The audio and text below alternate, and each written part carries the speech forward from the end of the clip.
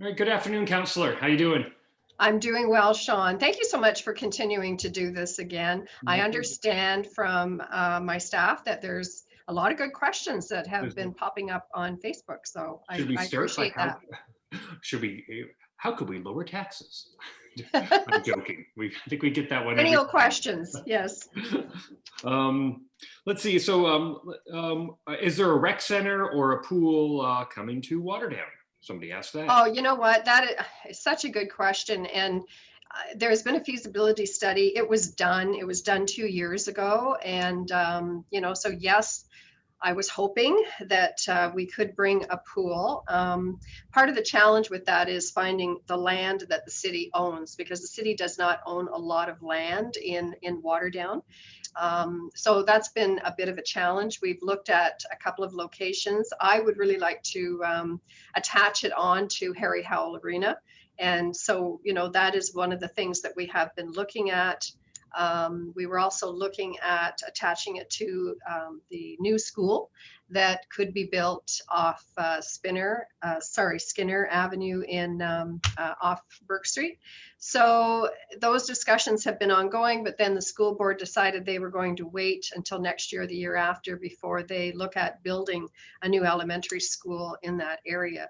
So they're still ongoing, but the biggest challenge is that we do not own a piece of land that we could build the rec center on. And of course, now with COVID, 8 months into it, a lot of things had to be put on hold.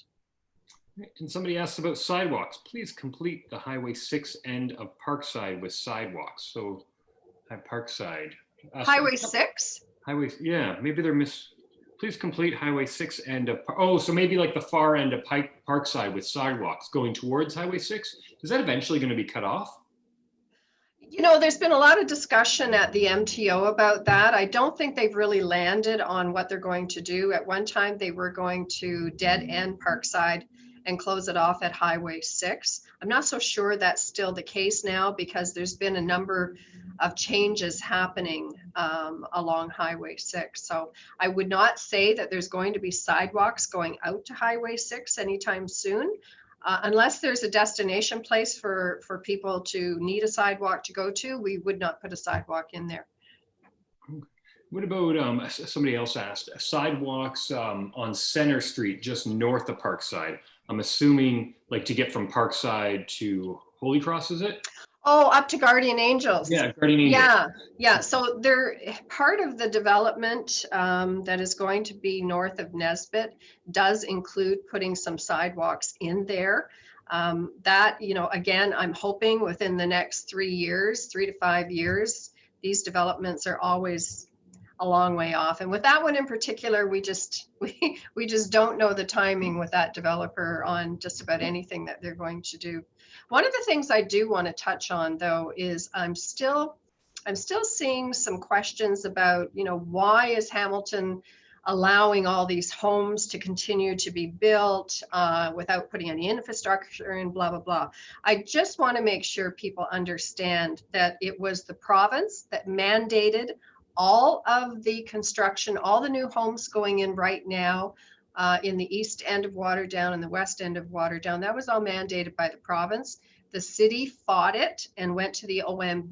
The OMB ruled against the city and said, no, Waterdown is going to be an area of increased density for the city of Hamilton. And they did the same thing in Upper Stony Creek, which is just crazy building right now. And they did the same thing in Ancaster. So the city did fight it. We did try and stop the building. Between 2002 to 2009, the Ontario Municipal Board allowed all the developers that are currently building to just go ahead without any restrictions and to build as many homes as they wanted to, as many as the market would sit, and said to the city, your argument about there being too much traffic isn't going to happen. Okay, sure. How do we feel about that? So they were wrong at the OMB, but it's too late. And we cannot legally stop any subdivisions that are currently approved by the province, excuse me, from being built. So that's where that sits. There is nothing we can do about it. It's all been legally decided by the Ontario Municipal Board. Is that the same thing? Somebody else, like consequences to builders not holding up their end of the bargain, such as parks, and then also finishing the bypass? Because I understand the bypass is partially the builder's responsibility, right? Yes, absolutely. And Is there no so, consequences to not doing it?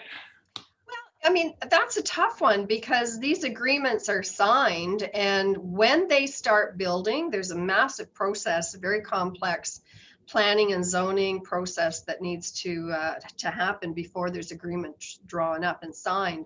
And sometimes that can be 15 or 20 years. So, what are the penalties?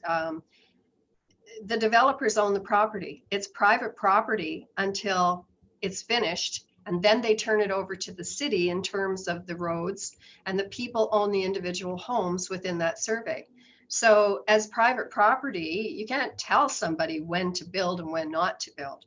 So, it's a very difficult position. And it, quite frankly, it drives me crazy because I've been fighting it for 10 years. Most of the developers in our area are fantastic. You know, they build their parks, they do what they're supposed to do. And we seem to have this conversation Yes. every time we do a video. But There is a black tarp though around the Nisbet Hill. Did you notice that? yes, yes. So they will be building their section of the bypass. If you look, that hill is getting smaller. My understanding is that the city has been asking them to commit to grading the land around the water tower so that where the park is supposed to be, it's a 5-acre park, so that we can at least seed it, or get them to seed it and partially finish it so the people in there have a park. Those conversations have been going for years. But they are moving the earth now to hopefully that section of the bypass. It was supposed to be built now and finished by the end of November. There's been lots of pushback, and I'm hoping that it will be, what staff are telling me is that they will be building it in the spring. On the other side of the road, to the east of Center Road, that section of the bypass that is going to go behind Alexander Place and tie into Avonside down on Parkside, that is also going to start probably between March and June next year in 2021. There'll be lots of construction going on. And to speak, Bell 5 coming to town, I think so. And somebody asked, when will Bell be available for people?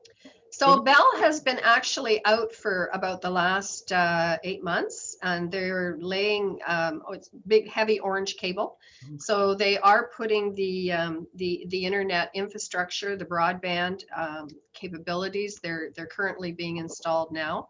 The last update I had with Bell, they were saying it was going to be 2 years. They are looking at doing parts of Ancaster and Flamborough first.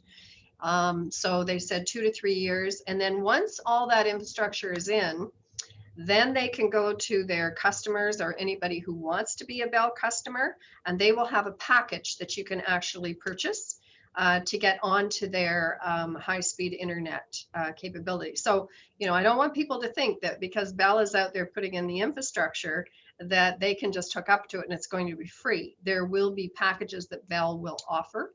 And there are other providers that use Bell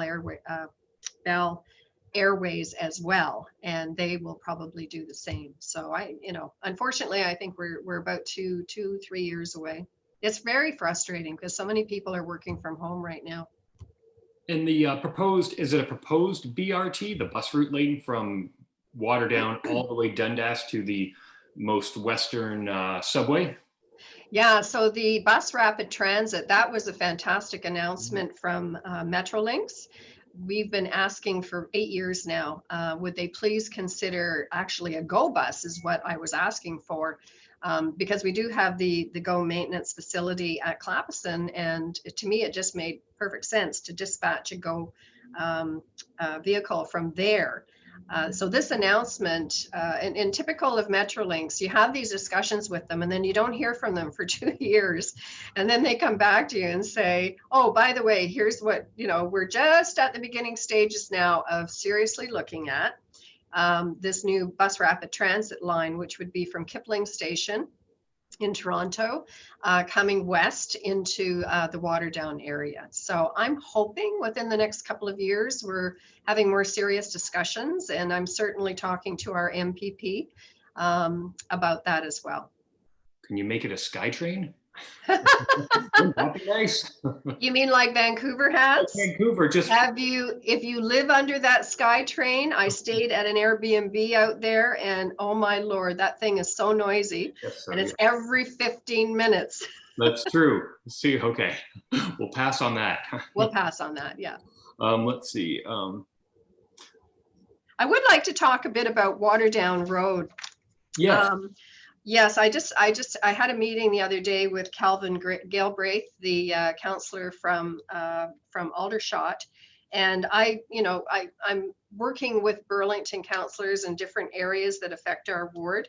And so Waterdown Road, if anyone has noticed, when you go down Mill Street and you cross Mountain Brow, that is where Burlington starts. And you'll notice that on Waterdown Road, they're actually creating a whole new road, which is off to the right, and currently goes through the Paletta lands, which is that great big huge open field that's just by Flet Road. There's about 550 homes that are going to be built in there. They were approved by the city of Burlington years ago. So the Waterdown Road, which is part of our bypass, is starting under construction. They're relocating a lot of the services right now. They've got gas pipe out there that they're putting in, and that is going to be under construction for the balance of 2020, which is almost done, and all throughout 2021 and 2022. So if you use Waterdown Road on a regular basis as your go-to route to get up and down, start thinking about alternative routes that you might want to take. And then a couple of questions about condos. Obviously, why are we putting so many condos in Waterdown? Already enough people living here. So we can talk about, I think we mentioned it before, the condos on Dundas, the 4 or 5 buildings that are going to be there as well. Any new update on the corner of Dundas and Center Road, the old gas station? You mean Hamilton Street? Hamilton Street, yes. Hamilton Street, yes. So they have started construction now, thankfully, on the southwest corner. They had a digger in there digging up and doing some relocation of some of the services. The challenge with that intersection at Dundas and Center Road is underneath the sidewalks. It's so heavy with all kinds of services. You've got Bell, you've got Cogeco, you've got cables coming out the yin and yang. You've got all kinds of electrical hookups. You've got gas. You've got the intersection lights infrastructure. So in order to build on that lot, they do have to be very careful, certainly about digging, and there's a need to do some relocation of some of those services very, very gingerly. And of course, that has to be lined up with all those service providers to come and do the work themselves. They don't work for the city, they work for whoever is developing that property. But I'm very happy to say that, fingers crossed, it looks like it's starting. And we talked about the ones that are already proposed, Dundas Street, those were proposed and approved years ago. Yeah, and that goes back to my original conversation about the Ontario Municipal Board. All of those developments on the East End, they were all approved between 2002 and 2009. Again, at the Ontario Municipal Board, in terms of, the 3 towers, which are going to be, I think, 12-story, 15-story, and 17-story. And then there's going to be 3 other buildings in amongst there that are 6 stories, I believe. So it's quite a complex that's being built in there. It was all approved back in, I believe it was 2007 to 2009. And what about can we get some affordable senior living buildings in Waterdown? Oh, Lord, yes. So I'm hopeful, because we are working right now on 2 projects that are going to be for senior living. There is one at John Street and Hamilton Street, which was approved, and the developer, I thought they were going to start this year. I'm not really sure where they're at there. COVID has done a lot in the development industry for pushing back projects. And then other projects, no, other projects are moving ahead. So we do have the condo, which is being built at 5 Hamilton Street, which was the old Shoppers Drug Mart building right beside the CIBC. And that one, I believe, is geared for seniors. It's a condo building. It's not a seniors building, but it is geared to seniors. And there is 2 more, which I can't really talk about right now, that hopefully are coming. Winter's coming, so somebody says, every winter we have issues with the snow removal on Waterdown Road. I myself had a head-on collision. Who's responsible for properly salting, sanding, and clearing Waterdown Road? Because it is partial Hamilton, partial Burlington. Right, so Waterdown Road is Burlington. Okay. It's absolutely from Mountain Brow all the way down to the QEW at that intersection. That is all Burlington, all the way down there. So I'll have to Mountain Brow is Hamilton and Mill Street is Hamilton. Okay. And let's see here. Somebody else, oh yeah, we always get the question, Clapperson's Road. Yes, so going over to Parkside. So they're talking about the interchange? Yes. Yeah, so that interchange is a provincial project. It is not a city project, although the city has to pay 25% of it. Excuse me. It is a provincial project. And my understanding, it is not on the 5-year capital project list for the province. Part of the reason is until the bypass is finished, they don't have anywhere to divert the traffic. We have 70,000 vehicles a day that use Highway 6. And part of being able to go forward with that interchange is having a traffic mitigation route. You have to have somewhere for the traffic to go if they close off a section of Highway 6. And the only place is through Waterdown. I am not happy about that. And until we get that bypass done, there is no way we can handle any more traffic. There is way too much as it is. What about Clapperson's Road? Like from... Oh, sorry. Okay. I'm sorry if that's what you meant. The one by Stryker? Yeah. Yeah, so the one by Stryker that links Parkside down to Dundas. I apologize. That's what you probably meant. My understanding, we have been waiting for the developer to register the plan of subdivision for the business park that's in there. Stryker's already been built. Burlington Automation is starting to be built now. That plan of subdivision has been submitted and it is now with the Provincial Land Registry Office in Toronto. So we're just waiting for the paperwork to come through. The road is done and I just cannot wait for it to get open. And neither can all the people who need to be able to use it. And it will make a big difference to Hollybush as well, to take the traffic off of Hollybush. So I feel for the people that have been waiting for so long for that road to be done, but it's out of our hands. And somebody asks, on Skinner Road near St. Thomas School, can we have at least street parking on one side? Is there not parking on either side of Skinner Road right now? So part of the issue with Skinner Road is that it is a direct, almost an arterial road within that plan of subdivision. And within the plan of subdivision, there's no parking allowed on that street. And because it is near a school, they do not want to have any parking there. So again, that is part of the building restrictions when you're building within a residential area, particularly where there is a school. They do not want parking there because you've got kids crossing the road.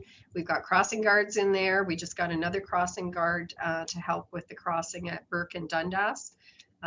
So there are challenges. And I will tell you, in all of the subdivisions, one of the biggest bones of contention that I have is they do not include enough space within each home to have, people who have 3 cars or even 4 cars or even 2 cars. And they say, well, they can park in their garage and park in the driveway, so that should be fine. Well, how many people do you know park in their garage? Yeah. Most of them use it for storage. Or should I say some people do, and that creates a challenge because if you are buying and anticipating that you'll be able to park both of your cars out on the street, that's not necessarily the case. There may not be enough parking on the street to accommodate that. Sure. And then speaking of streets, people constantly speed up and down Rockhaven. Is it possible to get speed bumps? Yeah. So again, Rockhaven is another one of those, connecting main artery roads. If the people want speed humps, we put them on Brayheat, and we put them on Brayheat and Longyear, and there's a number of other streets where we have put speed humps because the people put a petition to get. The city provides a petition, and the people went door to door because we must have signatures from everyone who lives on that section of the road to either say yes, they want speed humps, or no, they don't. We did that in Hollybush. I think 6 years ago, there was petitions, and we had 5 different traffic options for traffic calming. And one of them was speed humps, and speed humps had the least amount of support from the residents who lived there. We did implement the other 4 options for traffic calming, but speed humps, they're very noisy. And part of the challenge, and especially on Brayheat between Ryan's Way and, I can't remember the name of the road, that's terrible. I believe it's Longyear. Part of the challenge is that the driveways are almost directly across from each other. So you can't put a speed hump in someone's driveway. So they have to have proper access in and out of their driveways and safely to be able to navigate them. So we have 2 speed humps on Brayheat instead of the 3rd. And it was the residents who decided to only go with the 2 speed humps because none of them in that stretch wanted a speed hump impeding part of their driveway. And the city the engineers just won't install a speed hump where it's going to create problems. And speaking of roads, paving on Campbellville Road.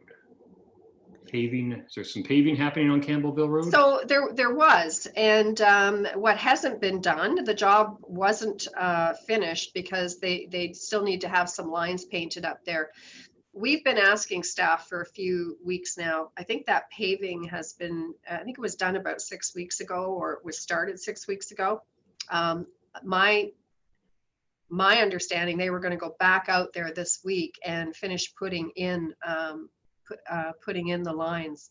But you know what? There's a lot of streets around that we're trying to get to pave. And if one of them is Campbellville, we've got Cedar, Fern, Parkside. We've got a number of them that we've been able to get done. Please be thankful that you've even got your road paved, because we just do not have enough money to be able to do all the roads that we've got, but we're trying to get as many done. And Flamborough is a very big area, so we'll get there. The staff will be out there to put the lines back in. And did you want to chat about the LaSalle Park plaque? Oh, sure. First of all, I want to say thank you so much to the residents who brought that issue to my attention. And just to put a bit of background on it for you folks, there was a plaque installed down at LaSalle Park, which is owned by the city of Hamilton, by the way. LaSalle Park, located in Aldershot, is owned by the city of Hamilton, and we lease it to the city of Burlington for $1 a year, and they manage and operate the park and do any capital improvements that are necessary. But way back when, in 1923, Aldershot was actually part of Flamborough. And so at that time, the Wentworth Heritage Society, I believe it was called, they installed a beautiful plaque on a rock down at LaSalle Park to commemorate LaSalle as being the first white man or white person to step foot on LaSalle Park, which was then named LaSalle Park. And one resident in Aldershot, I believe they live in Aldershot, took issue with the fact today that there is a plaque that references a white man. And so they raised it with the city of Burlington, and they wanted the plaque taken away. A resident actually a group of residents in Waterdown brought it to my attention, and they knew that Hamilton owned the park, and they found out that Burlington was actually thinking of removing this plaque, and they were very concerned that a piece of our history was going to be, put away in a drawer or a cupboard and taken away because of one person complaining, A, and B, without coming to the city of Hamilton. So I did put a response out that, as far as I'm concerned, the city of Hamilton owns the park. Then it's up to our council, just what happens to anything like a plaque that especially was put in by the former Wentworth Historical Society. So everything seems to be smoothed out. I've talked to Burlington, and we're still keeping an eye on it. But my understanding, nothing is going to happen. I know from talking to Councillor Calvin Galbraith in Aldershot that he's not supportive of anything being removed from the park. Okay.